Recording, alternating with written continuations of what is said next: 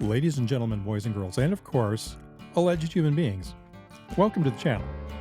I'm Cap, this is my place. If you're returning, welcome back. And if this is your first time here, welcome in. It's time for our first Army story of 2025.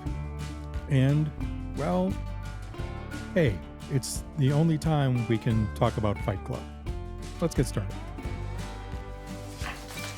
Hey everyone, Cap here. Talking about entertainment while you're on deployment today. Obviously, when you're out in the middle of the desert, and especially in the early 90s, there were no cell phones and no cell service. So, no tablets, no smartphones. If everybody else was down in the TV tent watching a movie that was 5 or 6 years old and you didn't care for that movie, you were kind of out of luck. And what that meant was a lot of guys became inventive. Some of the guys used engineer supplies, because we were combat engineers, to build a gym. They used a snatch block and some rope and spare road wheels, track shoes, and stuff like that for the weights. And they spend their time lifting weights instead of going to the TV tent. Some of the other guys, however, a little more inventive. Our driver, T, he found out that if you took a handful of sand and you found a scorpion moving across the surface of the desert and you put your hand above the scorpion, the tail would come straight up in the air in a defensive posture, but it couldn't reach you. They didn't, so far as we could tell, they didn't jump. And so he would pour the sand on top of the scorpion until only the tail was sticking up, and it would stay there. It wouldn't move.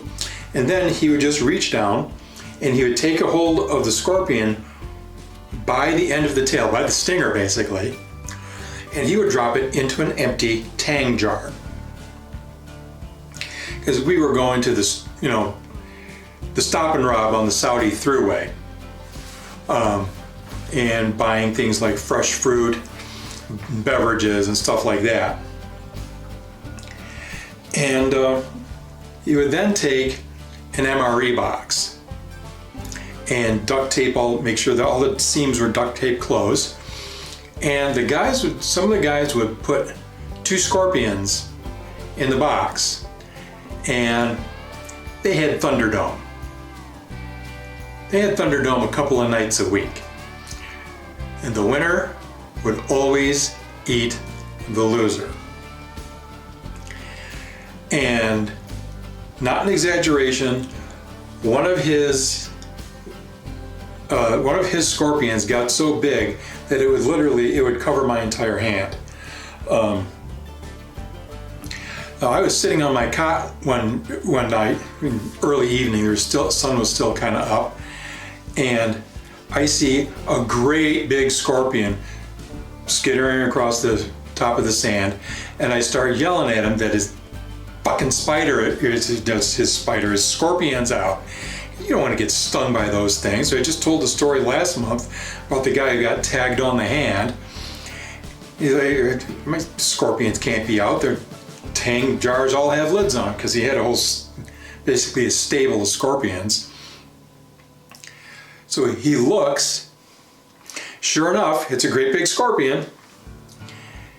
He finds an empty Tang jar. He grabbed it, not one of his scorpions. And bloop, down in the jar it goes.